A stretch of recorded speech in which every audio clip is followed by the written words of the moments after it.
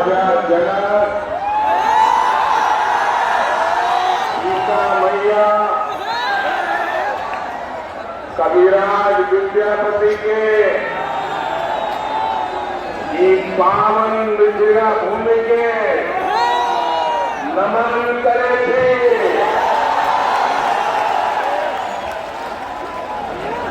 मैं दरभंगा की धरती से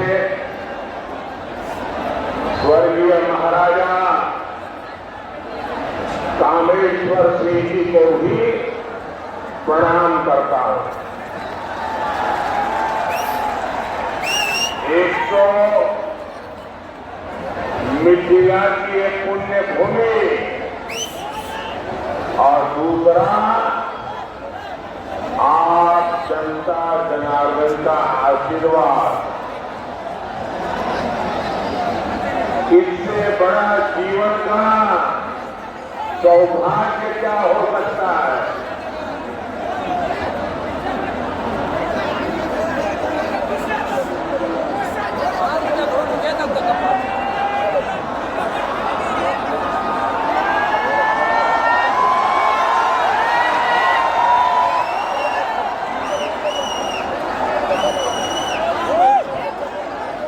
आपको मोदी को कितना नचाओगे?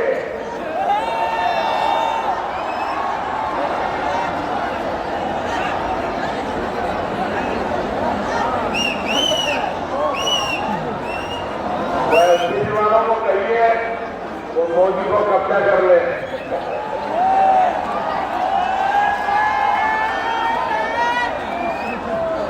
लेकिन बढ़िया बना के लाए हो आप।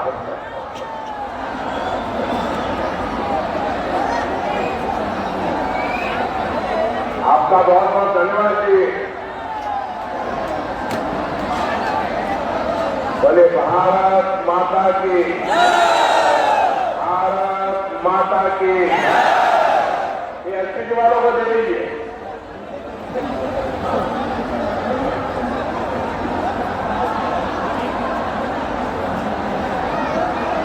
जय श्री राम,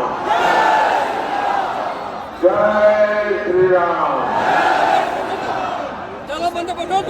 मैं आप सभी को अयोध्या में राम मंदिर के निर्माण की बहुत बहुत बधाई देता हूं।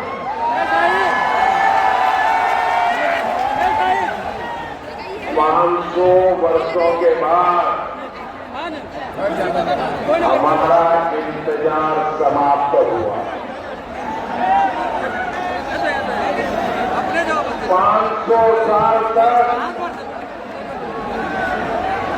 ये हमारे पूर्वज संघर्ष करते रहे, बलिदान देते रहे और कभी भी निराश नहीं हुए। हमारे पूर्वजों को पता था कभी न कोई बेटा पैदा होगा, कभी तो कोई बेटा पैदा होगा। जो 500 साल के इंतजार को परिपूर्ण करके भगवान राम मंदिर। और साथियों, इंतजार सिर्फ राम जी का ही थोड़ा था, सीता मैया का भी तो था और हमारे मिथिला का भी तो था। हम अपने जीवन काल में ये शुभ समय देख रहे हैं। ये विश्वकर्मा भक्त नीचे रखो, पीछे लोग देख नहीं पाते। मैंने आपको दे देगा, सुखी रहो।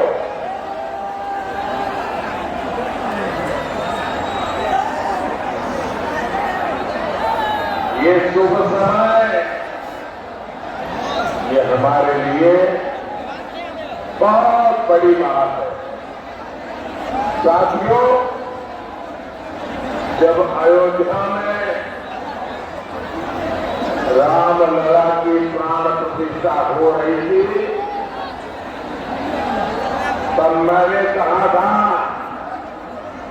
कि अब भारत आने वाले 1000 साल का भविष्य लिखेगा। कई बार इतिहास की एकाध घटना भी कई शताब्दियों का भाग्य तय कर देती है।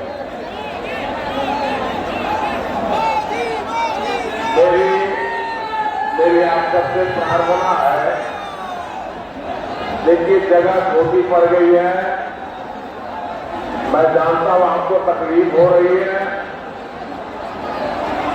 हो सकता है आप मुझे देख न पाते हो,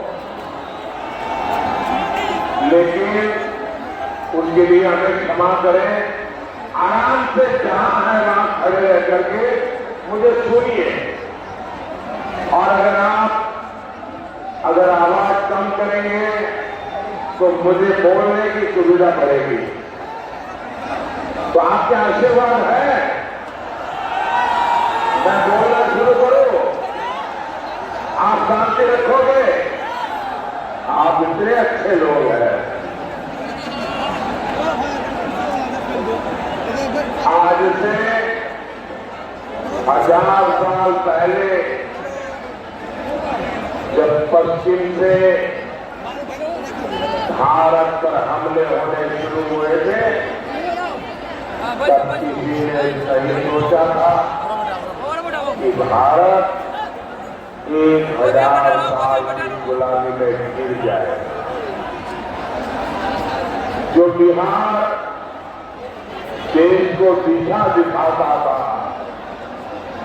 वो ऐसे संकटों से घिरा कि सब कुछ तबाह हो गया। लेकिन साथियों,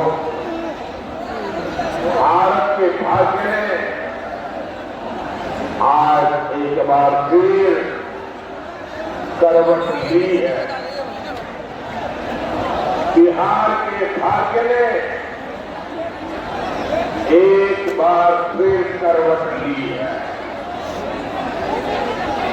21वीं सदी में ये कालखंड ऐसा आया है जब भारत फिर से अपनी सारी बेड़ियां तोड़कर उठ खड़ा हुआ है। आज भारत की दुनिया में जो सांस है ना, वो नई ऊंचाई पर है। आज भारत चांद पर पहुंच गया है, जहां कोई नहीं पहुंचा।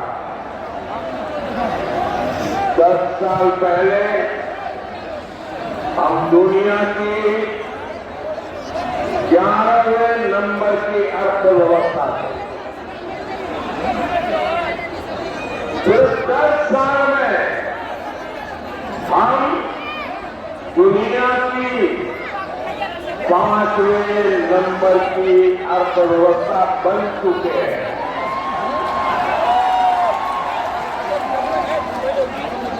आपको कोरोना का समय याद होगा।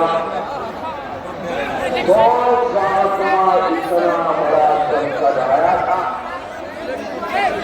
पूरी दुनिया सोचती थी भारत तो गया, भारत तो बर्बाद हो जाएगा, दुनिया भी बर्बाद करेगा। सब सोच रहे थे कि अब क्या होगा, लेकिन उस समय भारत ने दिखाया कि भारत का सामर्थ्य क्या होता है। भारत उस संकट से निकला, दुनिया को भी राह दिखाई। लेकिन साथियों, उस इतने बड़े संकट में बिहार के लोगों के साथ कांग्रेस और इंडी गठबंधन वालों ने जो किया वो मैं कभी नहीं बोल सकता। दिल्ली में इंडी गठबंधन की सरकार थी, महाराष्ट्र में इंडी गठबंधन की सरकार थी और इन लोगों ने बिहार के लोगों को उस संकट काल में वहां से साजिश करके भगा दिया, वापस भेज दिया था। मेरे बिहार के नौजवानों को, मेरे बिहार की बेटियों को दिल्ली से इंडी गठबंधन की सरकार वालों ने भगाया।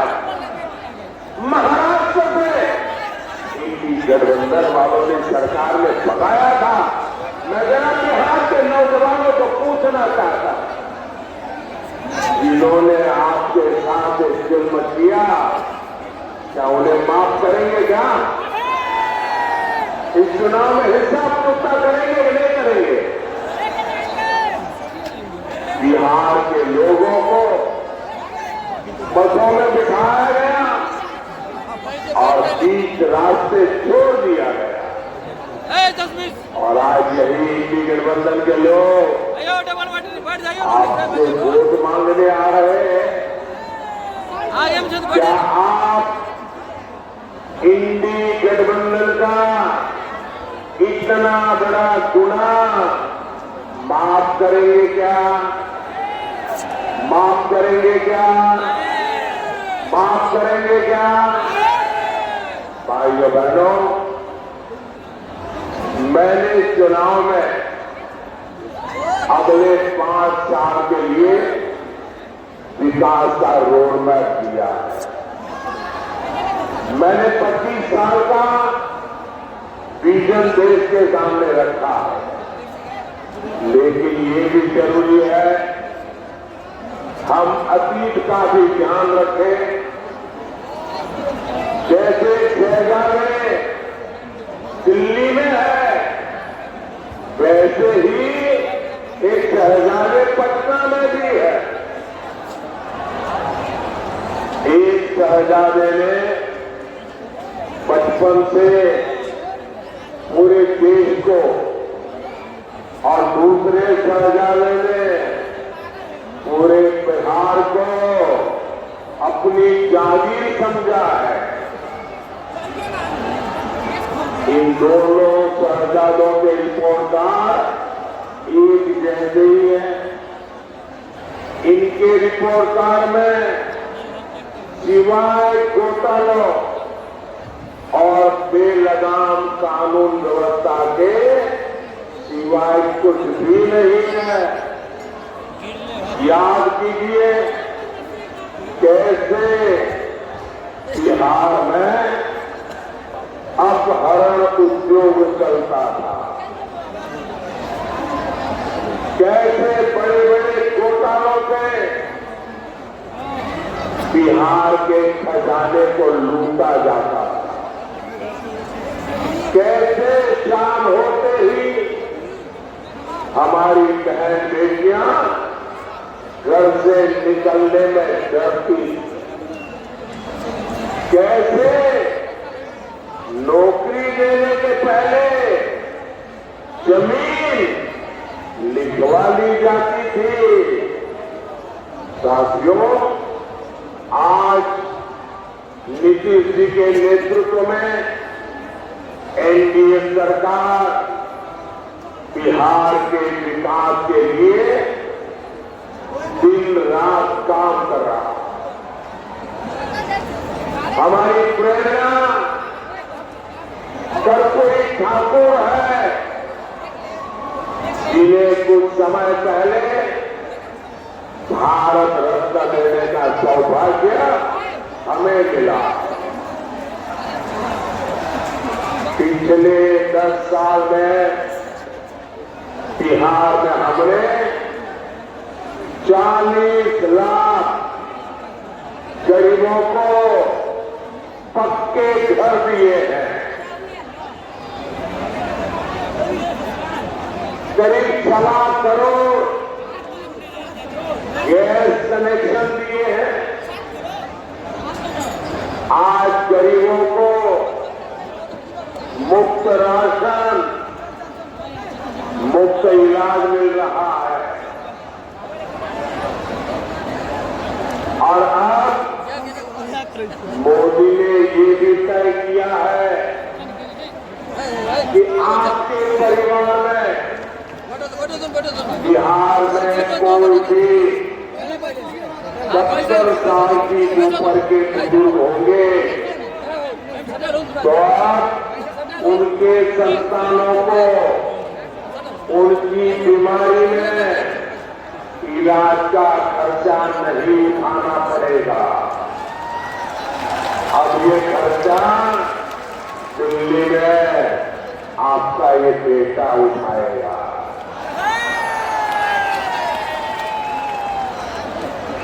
70 साल के ऊपर के हर बुजुर्ग को 5 लाख रुपए तक मुफ्त इलाज मिलेगा। मेरे बिहार के साथियों, मेरे दरभंगा के साथियों, मेरा एक काम करोगे? जरा हाथ ऊपर करके बताइए, करोगे? पक्का करोगे? देखिए, काम करना। जब आज इन दिनों गांव-गांव जाते होंगे, मोहल्ले में जाते होंगे, छोटी-छोटी बस्तियों में जाते होंगे, अगर वहां पर कोई परिवार ऐसे आपके ध्यान में आ जाए जिनको अभी पक्का घर मिलना बाकी है, गैस का कनेक्शन मिलना बाकी है, नल से जल का कनेक्शन बाकी है, आयुष्मान का कार्ड नहीं पहुंचा है, तो उनको कह देना कि मोदी जी की गारंटी है 4 दिन के बाद, नई सरकार बनने के बाद हम 3 करोड़ नए घर बनाने वाले हैं। तो आप मेरी तरफ से उन सब परिवारों को गारंटी दे देना, मेरे लिए तो आप ही मोदी है।